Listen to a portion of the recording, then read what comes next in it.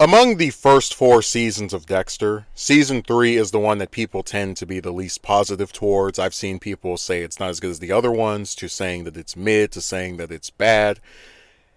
And I do concede that I understand where people are coming from when they claim it's not as good as the first two or the one immediately after it, the fourth season. But I don't think it's bad by any means. And much of its quality comes from the dynamic of Dexter and Miguel. And also, I should say this will contain spoilers for everything Dexter related. So just, if you don't want to be spoiled, don't watch this. But on the surface level, right? So, like, Dexter and Miguel's friendship is an answer to the antagonism that people who knew what he was displayed towards him after finding out, right? So, like, Dokes finds out that Dexter's a killer, tries to get him in trouble. Lila, right, finds out Dexter's a murderer after he was enthralled by the idea of meeting someone that can see that darkness in him and not be afraid. And then she ends up being, even crazier than he is, and he has to take her out. But what I like about Miguel is that he has his own sense of justice, right? This idea, both he and Dexter are these people who work within the criminal justice system, and they see where it's not always reliable, right? The red tape where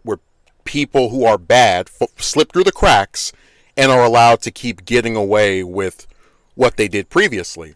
But where the differentiation comes into play is that, Dexter's someone who's typically will, in enacting his code, make sure that this person fits his criteria to kill them, whereas Miguel is a lot less interested in any kind of fielding, which is why he targets, Ellen Wolf, where Dexter even tells him she's just doing her job, and he's like, hey, her job is letting scum back on the streets to keep perpetuating the same crimes over and over. That's the kind of exchange that feels like a darker mirror version of what Dexter and Dokes had in the cabin in season 2, right? Where Dexter says to Dokes, you're a killer just like me, but I guess it's fine as long as you get paid to do it, as long as it's under the banner of enforcing the law. Because it really, goes into that morally gray area of these are people, whether you're a cop, whether you're a serial killer like Dexter, or, someone that is like Miguel, who believe that when they kill someone, they're doing the right thing. They're committing what could be considered a sin or a bad thing to stop something worse from happening. And it feels nice to see, the scenes of, Dexter and Miguel, for example, going and visiting one of the houses together. Because in a lot of series where a character has a secret identity and no one knows what they are, it's difficult to really be able to understand or tell why they do the things that they do. So, like, for example, this is the reason that Robin was created, right? After the first year of Batman, because, Bill Finger and Bob Kane were like, well, we can't just have him doing these things and not explaining, what's going on, so we need someone to talk to. Of course, season 3 is also the introduction of Ghost Harry, which some fans don't like. Of course, you can write off Ghost Harry as just being a cynical reason to keep James Remar around after running out of flashback material. But I like Ghost Harry for several reasons. One is that you can interpret him as Dexter giving himself a second opinion. And of course, what better representative of a more protective, introspective version of himself than the man who gave him the philosophy that he uses to kill. And I try not to get too personal with videos, but as someone who has had multiple people that I was close with die, when, at least for me anyway, I have someone that I was close to pass, I can, in a sense, still feel them with me to a degree, right? Know what this person likes, have a pretty good idea of what they would say. I'm not going to sit here and claim I'm seeing them in front of me, but I would imagine that if I were thinking of them in that respect, it would be similar to how Dexter sees Harry. And I also like the fan interpretation that Dexter sees Harry, because this is his way of essentially torturing himself, right? The man that ended his life because he was disgusted by the monster he had created, has no afterlife, has to inherently continue to watch the monster from beyond the grave. Also, Easy as Pie is one of my favorite episodes of the whole show, because it goes back to that idea of that gray morality, right? Assisted suicide is a pretty heavy topic, but the premise, just as it is with Dexter killing Camilla, is that you are fond of this person or you are neutral to this person, but your killing of them is to stop a worse suffering, is to end the misery. And of course, I like that since Camilla is a character we've seen several times before, it's not just like some random person of the week. This is someone who has been in Dexter's life and in the show for a few years, so you have some familiarity with them, which makes it all the more impactful when she agrees with Dexter for having killed Brian. Now, if I can get into the aspects of the season that are, of its some of its lesser parts, the Skinner is one of the weakest killers in the entire franchise. He doesn't really add anything to the story.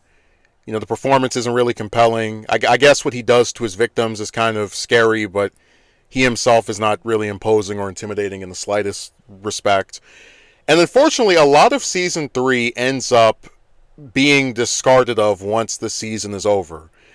Because the main sticking point, the main thing that carries over from this season to Season 4 is the progression of Dexter and Rita's relationship, right? From being a couple where he's helping her with her 2 kids to now having a kid together and intending to get married. Those are all things that matter to the overall plot of the show. But if you look at the other elements of the season, right?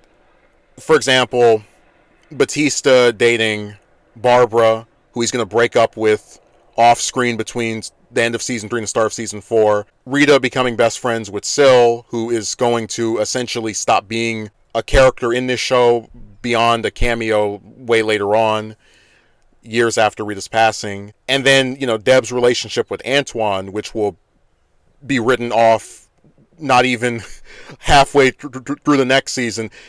A lot of the relationship aspects of the season, besides Dexter and Rita, just kind of comes off as filler, as stuff that was just there to pad out episodes. And Deb particularly is kind of just given stuff that really just services other characters, right? So like, you got this Yuki lady who's trying to get her to help her investigate Quinn, and that doesn't really go anywhere. She has no reason to be inherently more trustful of him than any of her other co-workers. Then her relationship with Antoine, it's like, that, again, given how quick into Season 4 it's over, I'm thoroughly convinced they only made that a thing so that Miguel could have something to, blackmail Dexter with when he was trying to end their friendship. I could also say that Quinn kind of just comes out of nowhere. They act like he's always been there. And of course, we know, given how Season 4 and 5 play out, that they were setting him up to be the Doak's replacement. But I guess I'm one of those people where, as I'm watching stuff, I'm kind of piecing things together in my head. I thought they spared Miguel's brother Ramon, right? The hot-headed, aggressive cop, to be something of a Doak's replacement. I thought he was going to come back in Season 4 and be the person that despises everybody that works for Miami Metro. And, it's during his snooping around and just general antagonism towards them that he catches on to Dexter having like something off about him. And at first, nobody believes him until he gets more and more evidence and it's just too irrefutable.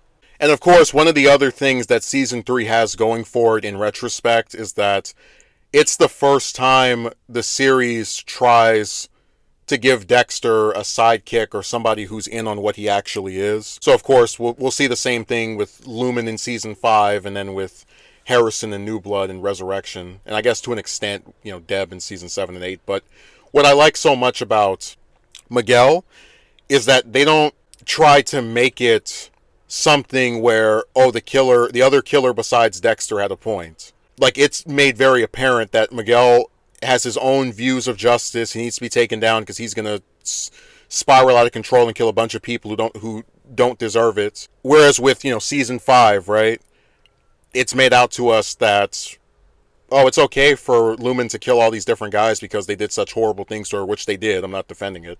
And then with New Blood, right, Harrison, after killing someone and then killing his dad, and of course also killing someone in the pilot for Resurrection, pretty much gets off scot-free. Right, so what I like about the resolution of Season 3 is that it kind of goes back to why Dexter should always be a solo act, because the more people you get in on this stuff, there's going to be different clashing personalities and ideals, and it's never going to conclude in a way that is good for the multiple killers involved. So season 3 is really propelled by the dynamic between Dexter and Miguel, and it's hurt, in retrospect, by the fact that so much of it, right, the relationships between Batista and Barbara, and then Deborah and Antoine, really have no bearing on the plot after the season finishes. A lot of the other aspects of it just kind of feel